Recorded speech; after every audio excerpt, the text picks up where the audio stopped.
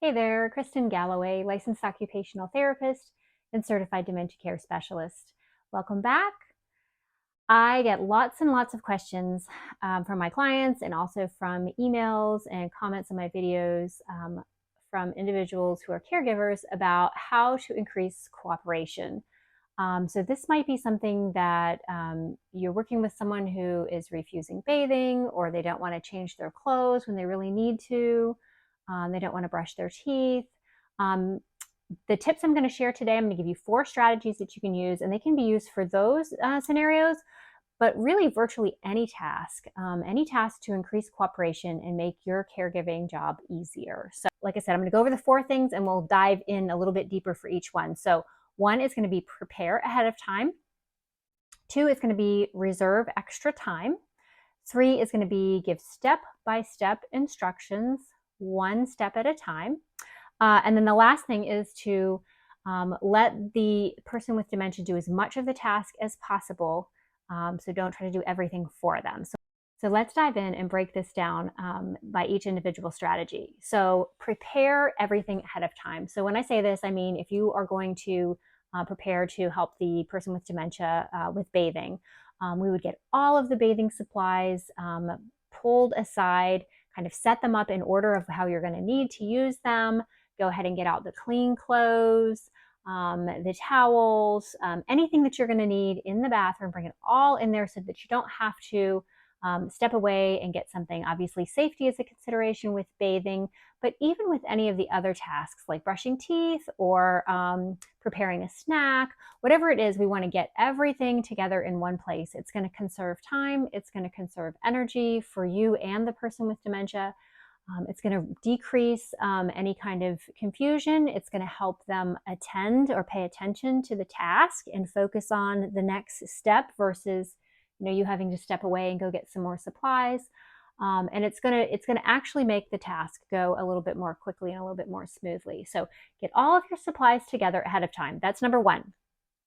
Number 2 is going to be, and I know this seems counterproductive, but we're going to reserve extra time for the task. And the reason for this is, even though we're going to try to minimize resistance and minimize pushback or frustration from the person with dementia by doing these things, we still want to reserve extra time. So we want to keep in mind that they are having a hard time processing the steps, the sequencing of the task, whatever it is that they're resisting.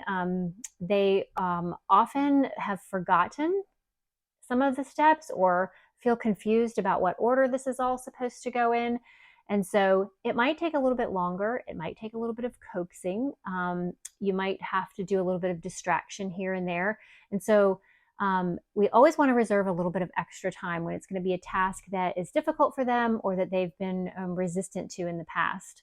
The other thing is that they just need extra time to process and to understand exactly what you're communicating to them. So it takes a lot of individuals with dementia, depending on the area of their brain that's been affected, because of course they're all individual, they're all different. But a lot of individuals with dementia will have a hard time. They need extra time to kind of process the steps, the directions that you're giving. So giving them time to respond to that is going to facilitate their cooperation, but it's also going to keep them from becoming agitated, right? So if you think about a situation where you've been rushed along or you feel rushed, it's easy to get flustered. It's easy to get agitated or aggravated and kind of throw up your hands and say, I'm not going to do this.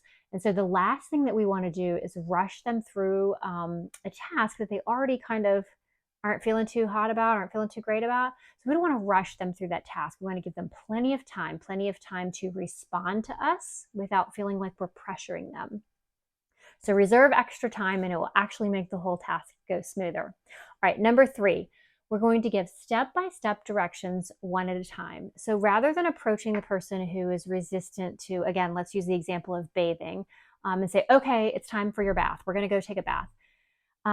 Rather than doing that, start with just the very first step.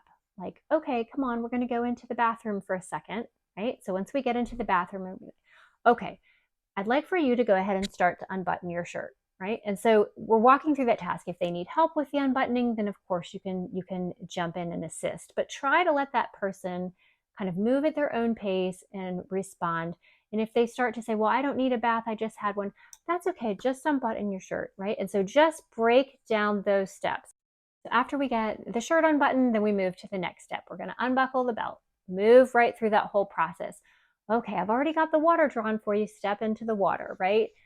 So one step of the process at a time, rather than kind of inundating them with, this whole big task of taking a bath, which might seem very overwhelming. We're asking them to do one piece of the task at a time and just leaving it at that. So that helps to reduce resistance.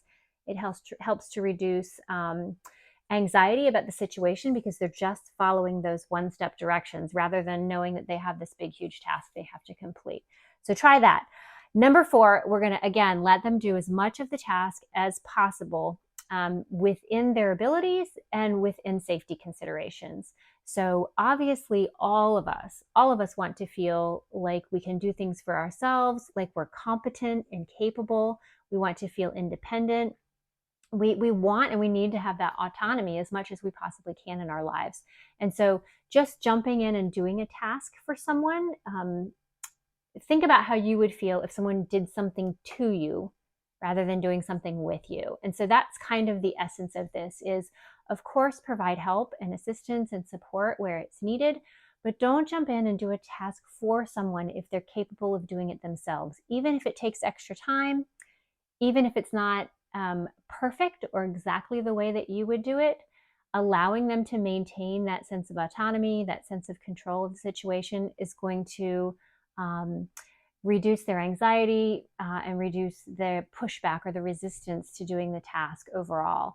So those are my 4 big strategies for reducing kind of resistive behaviors when it comes to a task, a daily task or an activity of daily living that maybe someone has resisted in the past. I hope you find that helpful. Be sure to give me a thumbs up if you like the content of this video and subscribe to the channel so that you don't miss any of the caregiver strategies. We come out every week with a new video. Thanks so much for watching.